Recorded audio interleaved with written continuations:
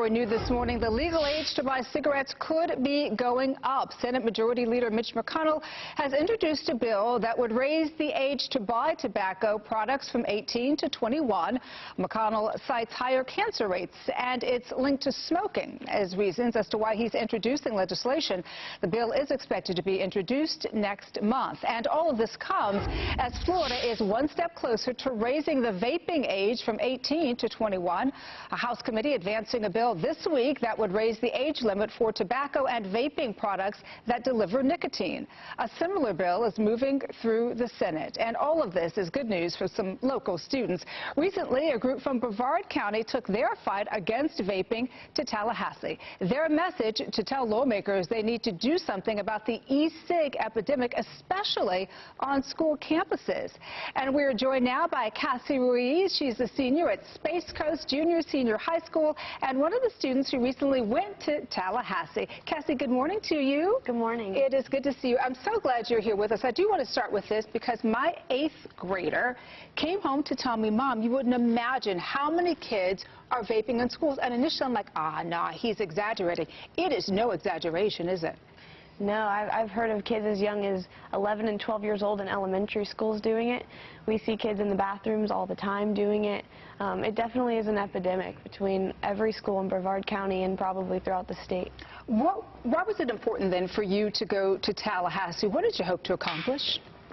We hope to so vapes are carcinogenic products, just like smoking. So we believe that they should be held to the same standards as the smoking companies are.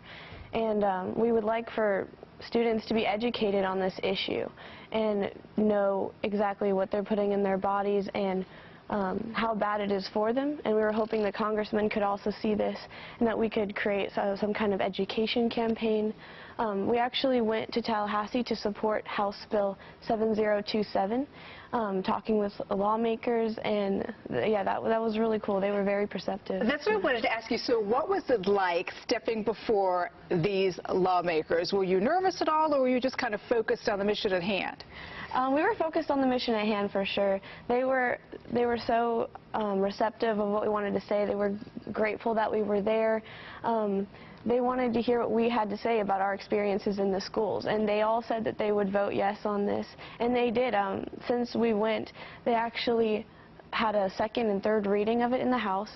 They passed it in the House. They actually changed it to Senate Bill 7012, which is very similar, just some wording issues, some clarification, made it more comprehensive. And it was actually passed in the House and moved to the Senate yesterday. So now it's ordered to be read in the Senate. That is amazing. So what do you think about raising the age for smoking and vaping from 18 to 21? Do you really think that it will make a difference? And I'm asking that kind of playing devil's advocate a bit here because kids typically are going to do what kids typically want to do, right? Right. Well, I think it could be beneficial since kids who are 18 are still in high school and they have a lot of friends who are 15 to 16 years old. They can go, buy products for their friends. And if you raise it to 21, it kind of bridges that gap a little more and makes it a little more difficult for them to obtain these products. It certainly does. Yeah, that is a good point there. What's next for you? What do you ultimately hope to accomplish? So when we went, we actually had some addendums that we wanted to add to this bill. The first addendum was that to increase the public education campaign of this product. We actually learned there that they didn't want to amend this bill because they would have had to start over the process.